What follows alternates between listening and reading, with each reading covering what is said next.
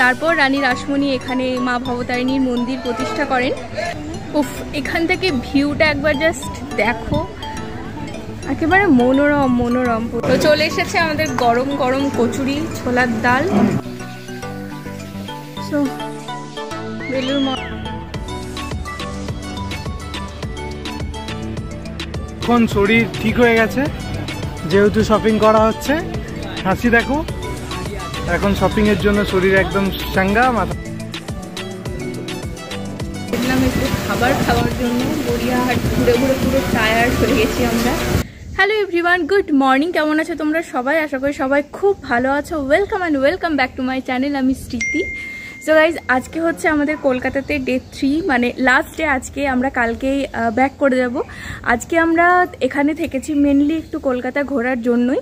আর আজকে আমরা যাচ্ছি কলকাতার খুবই বিখ্যাত একটা জায়গা, সবার প্রিয় জায়গা, দক্ষিণেশ্বর আর বেলুড় মঠ। আমরা এই দুটো জায়গা আজকে যাব ভেবেছি। আর তার সাথে যদি বিকাল দিকে সময় হয় তাহলে আমরা যাব আজকে গড়িয়াহাটে একটু শপিং করতে, কারণ কলকাতা এসেছি আর এতদিন থেকে দেখে এসেছি অনেক ভ্লগে, অনেক জায়গায় যে গড়িয়াহাটে খুব ভালো বাজার, খুব মানে সস্তায় ভালো জিনিস পাওয়া যায়। তো সেই কারণে আমরাও ভেবেছি আজকে যাব। তো দেখতে পাচ্ছ আমি রেডি হয়ে গেছি। কেমন লাগছে আমাকে কমেন্ট করে জানিও। চলো এখন আমরা বেরোবো। ভাই আর রকি রেডি হচ্ছে, ওরা রেডি হলে বেরিয়ে যাবো। দেখতে থাকো পুরো ভ্লগটা।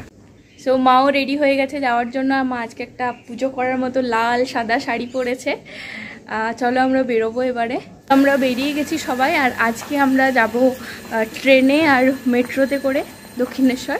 আর কলকাতা এসে থেকে একবার আমরা মেট্রোতে চাপিয়ে আমরা ক্যাবে করেই ঘুরছিলাম, কারণ কম্পিটিশন তো একটা টাইমের ব্যাপার ছিল, যেতে হচ্ছিল টাইমে, সে কারণে আর যাওয়া হয়নি। আজকে হাতে অনেকটা টাইম আছে, তাই আজকে মেট্রোতে যাব। সো আমরা ভিআইপি পর্যন্ত রিক্সাতে এলাম, এরপর আবার অটোতে করে যাচ্ছি আমরা উল্টোডাঙ্গা। ওখান থেকে আমরা ট্রেন ধরবো, ট্রেনে করে যাব। তো আমরা চলে এসেছি স্টেশনে। আর আমরা এসে টিকিট কাটার জাস্ট 5 মিনিটের মধ্যে ট্রেন পেয়ে গেছিলাম। আর একটু লেটে এলে হয়তো দাঁড়াতে হতো, তো ট্রেনে চেপে গেছি আমরা। সো আমরা নামলাম দক্ষিণেশ্বর স্টেশনে। এখন আমরা যাব মন্দিরে। আর ট্রেনে করে এলাম আমরা এখানে। এই যে দেখো লেখা আছে দক্ষিণেশ্বর। আর এই লেখাটা দেখেই কি যে ভালো লাগছিল কি বলবো। আমি প্রথমবার এলাম তো, তাই আরও বেশি ভালো লাগছিল। আর এইবার আমরা প্রবেশ করব রানী রাসমণি যে স্কাই ওয়াকটা আছে ওখানে। আমি এতদিন শুধু ওটার ব্যাপারে শুনে এসেছিলাম, আজকে প্রথম এইটা দিয়ে হাঁটছি। আর খুব সুন্দর করেছে এটা, জানো তো, এত ভালো সুবিধার এটা। সো আমরা মন্দিরের কাছাকাছি এসে পৌঁছে গেছি। আর আমার খুব ভালো লাগছে, কারণ আমি প্রথমবার দক্ষিণেশ্বর যাচ্ছি। এতদিন শুধু শুনে এসেছি ছবিতে বা ব্লগে, দেখে এসেছি। আজকে নিজের চোখে দেখবো, মায়ের দর্শন হবে। বেশ অনেকটাই বড় এই রানী রাসমণি স্কাইওয়াকটা। আর এই পথ দিয়ে যেতে যেতে তোমরা বিভিন্ন দোকান দেখতে পাবে, যারা তোমাদেরকে প্রচণ্ড জোর করবে তাদের কাছ থেকে ডালা নিয়ে নেওয়ার জন্য আর চপ্পল রাখার জন্য বা জুতো রাখার জন্য। তো তোমরা চাইলে এখান থেকে পুজোর জন্য ডালা নিতেই পারো, কিন্তু আমি তোমাদেরকে বলবো চপ্পলটা এখানে খুলে যেও না, কারণ এখান থেকে আরও অনেকটা যেতে হয় মন্দিরে। তো ওইখানেও তোমরা ভালো চপ্পল জুতো ব্যাগ রাখার জায়গা পেয়ে যাবে। তো এখানে তোমরা যেতে যেতে দেখতে পাবে রাস্তায় এরকম বিভিন্ন ফুলের দোকান, যেখানে তোমরা নিজেদের চপ্পলও খুলে রাখতে পারো। আর এখানে চপ্পল খোলার জন্য এক্সট্রা কোনো টাকা লাগে না। আর এখানে তোমরা ডালা কিনতে পারো। এখানে 50 টাকা, 100 টাকা সমস্ত রকমের ডালা আছে। 51 টাকা 101 টাকা। আচ্ছা, ওই একই হলো, 51 টাকা বা 101 টাকা। তো আমরা এখান থেকে একটা ডালা নিয়ে নেব। আমরা এখান থেকে একটা ডালা নিয়ে নিয়েছি, কিন্তু জুতো এখানে খুলিনি, সামনে খুলবো। আর এরা কিন্তু ডালা নেওয়ার জন্য তোমাদেরকে রীতিমতো হাত ধরে টানবে। আমার তো হাতটা ধরেই নিয়েছিল একজন। তো যাই হোক, ডালাটা নিয়েছি কিন্তু চপ্পল খুলিনি, কারণ অনেকটা রাস্তা এখনও বাকি আছে, দেখতেই পাচ্ছ তোমরা। আর যেতে যেতে অনেক দোকানও পেয়ে যাবে পরপর। আর আমাদের ফাইনালি এবার শেষ হচ্ছে স্কাইওয়াকটা। আর হ্যাঁ, এখানে নামার জন্য কিন্তু কোনো সিঁড়ি নেই, এসকেলেটারেই সবাইকে নামতে হবে, তাই যারা অভ্যস্ত নয় একটু সাবধানে নামবে। মন্দিরের একদম কাছে এসে গেছি। আর ভেতরে হয়তো ভিডিও করতে দেয় না, কিন্তু বাইরে থেকে যতটা দেখানো যায় আমি দেখাবো। স্কাইওয়াক থেকে নামার পরই তোমরা দেখতে পেয়ে যাবে সামনেই দক্ষিণেশ্বর মন্দির। যদিও ভেতরে ভিডিও করতে পাবো না, কিন্তু বাইরে থেকে যতটা সম্ভব দেখাবো। তো দেখো, এখানে কিছু কাউন্টার আছে মন্দিরে ঢোকার আগে। এখানে জুতো, ব্যাগ, ফোন সব কিছু রেখে দিয়ে যেতে হয়। এটা হলো মন্দিরের পেছন দিকটা। এইখান থেকে মন্দিরের ভিউটা যথেষ্ট সুন্দর দেখা যায়, আর তোমরা চাইলে এখানে দাঁড়িয়ে ফটোও তুলতে পারো। তাই যারা ভাবছো যে মন্দিরে এলাম, মন্দিরের ভেতরে গিয়ে একটাও ফটো তুলতে পেলাম না, এই বাইরে থেকে তোমরা ফটোগুলো তুলো, দারুণ সুন্দর আসবে।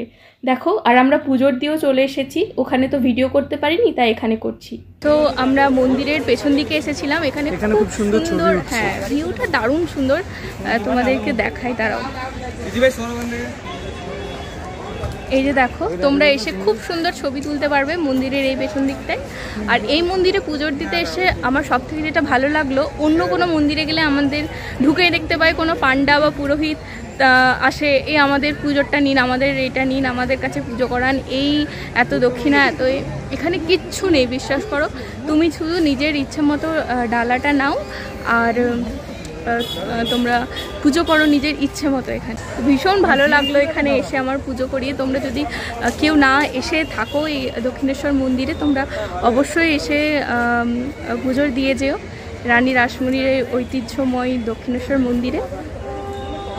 উফ, এখান থেকে ভিউটা একবার জাস্ট দেখো, একেবারে মনোরম মনোরম পরিবেশ। তো তোমরা হয়তো অনেকে মন্দিরের হিস্টোরি জানো, আর যারা জানো না তাদের জন্য আমি যেটুকু জানি সেটাই তোমাদেরকে বলে দিচ্ছি। আমি যতটুকু শুনেছি যে রানী রাসমণি যখন পুজো করানোর জন্য, মানে কাশী যাত্রা করার জন্য সমস্ত কিছু রেডি করে নিয়েছিলেন কাশীতে তীর্থে যাওয়ার জন্য, তখন মা ভবতারিণী মানে মা কালী রানী রাসমণিকে স্বপ্ন দিয়েছিলেন যে কাশী যাওয়ার দরকার নেই, এইখানেই আমার মন্দিরের প্রতিষ্ঠা কর, তুই এইখানেই ওই কাশীধামের দর্শন পাবি। তারপর রানী রাসমণি এখানে মা ভবতারিণীর মন্দির প্রতিষ্ঠা করেন। আর এই মন্দিরটা কিন্তু এত সহজে প্রতিষ্ঠা করতে পারেননি, এই জায়গাটা পাওয়ার জন্য রানীমাকে অনেক লড়াই করতে হয়েছিল, তারপর প্রতিষ্ঠা হয়েছে এই মা ভবতারিণীর মন্দির দক্ষিণেশ্বর। অনেকের কাছে শুনেছি যে দক্ষিণেশ্বরের কচুরি নাকি খুব বিখ্যাত, তো আমরা এখনো ব্রেকফাস্টও করিনি, আমরা এখানে আজকে কচুরি খাবো ভেবেছি, দক্ষিণেশ্বরের কচুরি। আর তারপর লঞ্চে করে বেলুর যাব। বেলুর হয়তো বন্ধ হয়ে যেতে পারে, 11টার সময় বন্ধ হয়ে যায়, কিন্তু তাও একবার দেখে আসবো যদি বাই চান্স খোলা থাকে তো। চলো, এখন আমরা দক্ষিণেশ্বরের ফেমাস কচুরি খেতে যাচ্ছি। তো আমরা যাচ্ছি এখন ভোজনালয়ে কচুরি খাওয়ার জন্য। এই যে এটা হচ্ছে এখানের ভোজনালয়, এখানেই ফেমাস কচুরি পাওয়া যায়। এই জায়গাটাও খুব সুন্দর।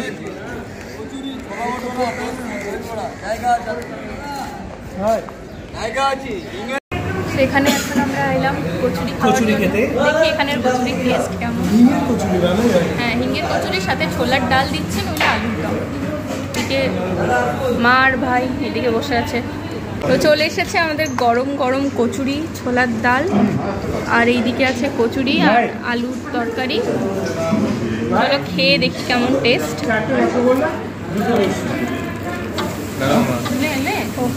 গরম আছে কচুরি,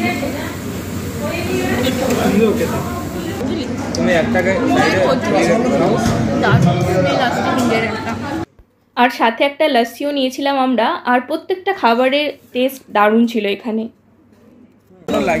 তো আমরা এখানে খেলাম কচুরি, রসগোল্লা আর লস্যি, তিনটে এত টেস্টি ছিল কি বলবো। আর মানে দামের মানে খুব রিজনেবল প্রাইস, প্লাস এসি ছিল, মানে দোকানের ভেতরে এসি ছিল।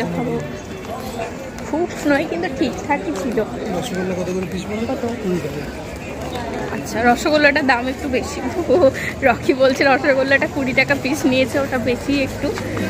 কচুরির দামটা ঠিকঠাক ছিল। মন্দির থেকে বেরিয়ে এখানে একটা ছোটোখাটো বাজারের মতো রয়েছে, যেখানে তোমরা ডাবের জল, ফল, বিভিন্ন রকমের ফটো, ঠাকুরের ফটো, সমস্ত কিছু পেয়ে যাবে। দেখো কত ছোট ছোট চাকা বেল। না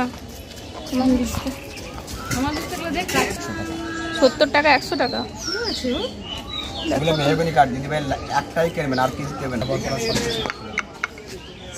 আমরা এখন যাচ্ছি বেলুড় মঠ যাওয়ার জন্য, লঞ্চের টিকিট কাটবো সেই জন্য। আর এইখানের থেকে তোমরা বিভিন্ন ঠাকুর দেবতার জিনিস বা কাউকে গিফট দেওয়ার জন্য জিনিস নিয়ে যেতে পারো। তো এখানে বেলুড়ে যাওয়ার জন্য তোমরা ফেরির টিকিট পেয়ে যাবে। হ্যাঁ, পার হেড 11 টাকা করে ফেরির টিকিট আছে। তো আমরা এখান থেকে কাটলাম, এখন আমরা যাচ্ছি বেলুড় মঠ।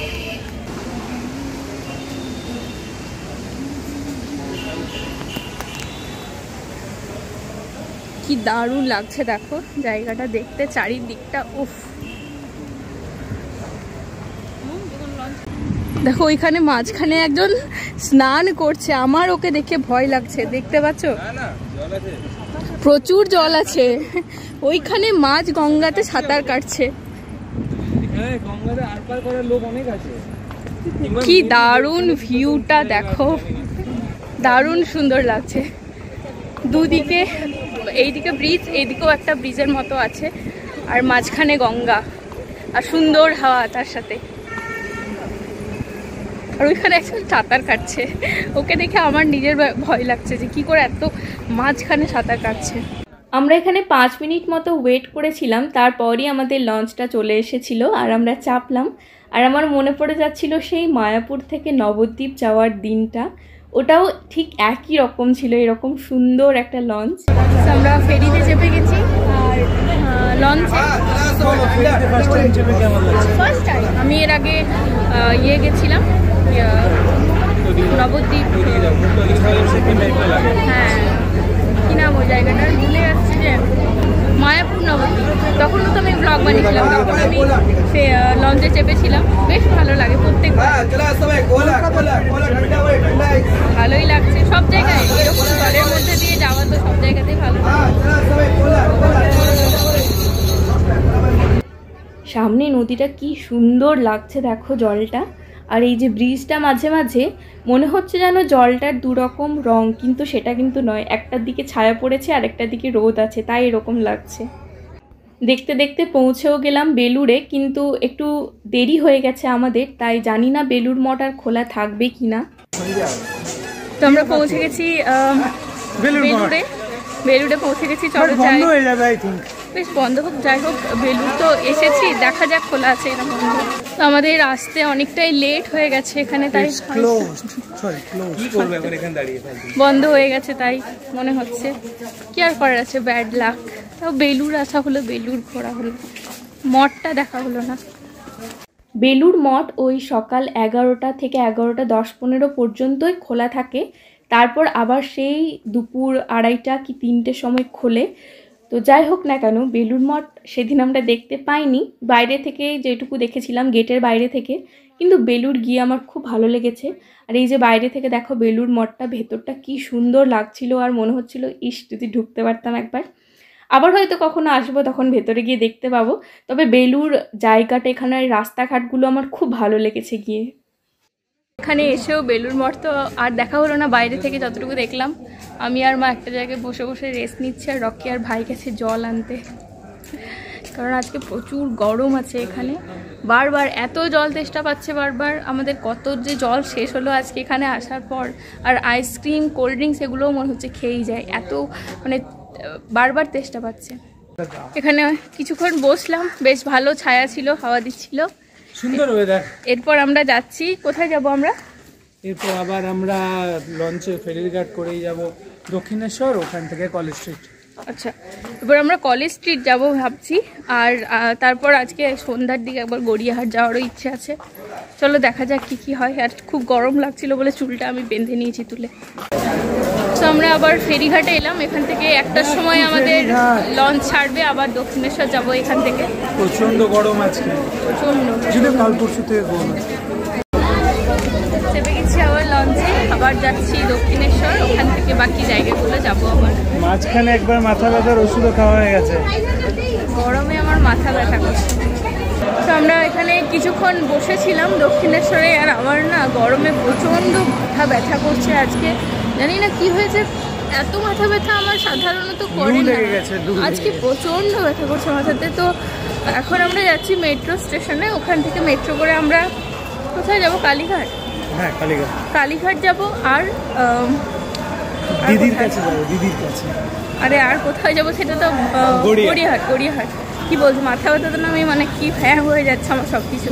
তো চলো আমি যতটা পারবো সম্ভব ব্লগে দেখাবো, বাকি একটু রেস্ট নিয়ে নিয়ে আমাকে যেতে হবে আজকে। সো আমরা চলে এসেছি মেট্রো স্টেশনের কাছে।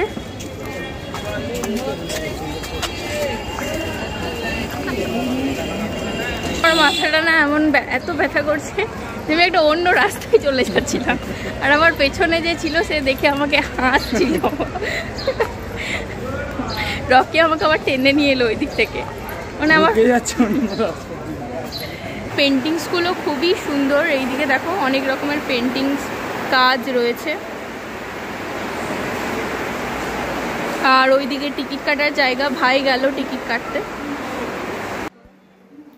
তো আমি এই প্রথমবার জীবনে মেট্রোতে চাপতে যাচ্ছি, আর সেই জন্য আমার এক্সাইটমেন্টটা আলাদাই ছিল। আর সবচেয়ে বড় কথা, আমরা যেহেতু দক্ষিণেশ্বর মেট্রো স্টেশন থেকে মেট্রোটা ধরেছিলাম, তাই এখান থেকে অনেকটাই ফাঁকা ছিল মেট্রোটা। ভাই বলছিল এখানে বরাবরই ফাঁকা থাকে, তাই খুব ভালো সিটও পেয়ে গেছিলাম। আর খুব ভালো লাগছিল এই সময়টা। বাইরে যতটা গরম ছিল, মেট্রোর ভেতরটা ঠিক ততটাই ঠান্ডা ছিল ওই সময়। তো আমরা নেমে গেছি কালীঘাট স্টেশনে, কালীঘাট মেট্রো স্টেশনে। আর এইটা আমার লাইফের ফার্স্ট মেট্রো জার্নি ছিল। আমার বেশ ভালোই লাগলো, সব কিছুই প্রথম এখানে ভালো লাগছে।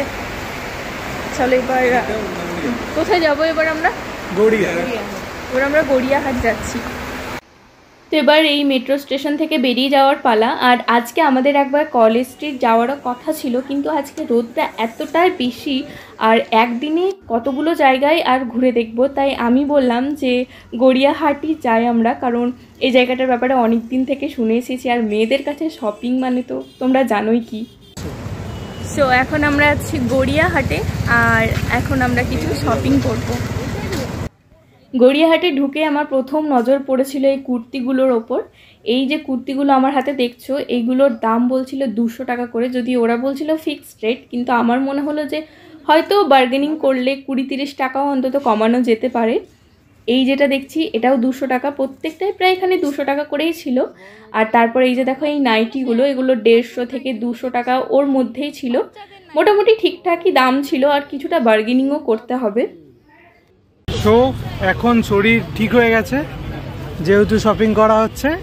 হাসি দেখো, এখন শপিং এর জন্য শরীর একদম চাঙ্গা, মাথা ব্যথাও হয়নি, কিচ্ছু না।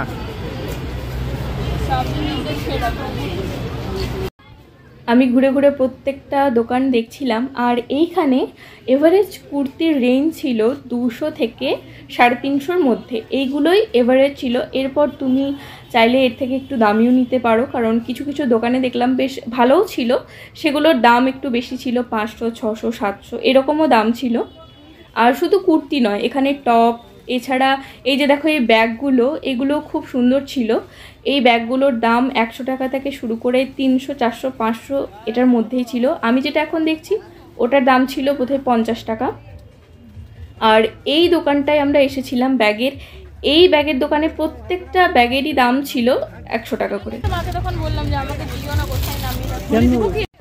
এখানে মা কিছু শাড়ি দেখছিল, আর এইখানে শাড়িগুলোর দাম কিন্তু ওরা অনেকটা বেশি বলে জানতে পারলাম, কারণ আমার একটা শাড়ি আমি এক জায়গায় কিনেছিলাম, সেটার যা দাম ছিল এখানে তার থেকে প্রায় 300-400 টাকা বেশি বলছিল। তো আমরা বেশ কিছুক্ষণ যখন বার্গেনিং করি, তখন শাড়িটার দাম কমিয়ে আবার আমি যে দামে নিয়েছিলাম সেই দামে ওরা দিতে চেয়েছিল।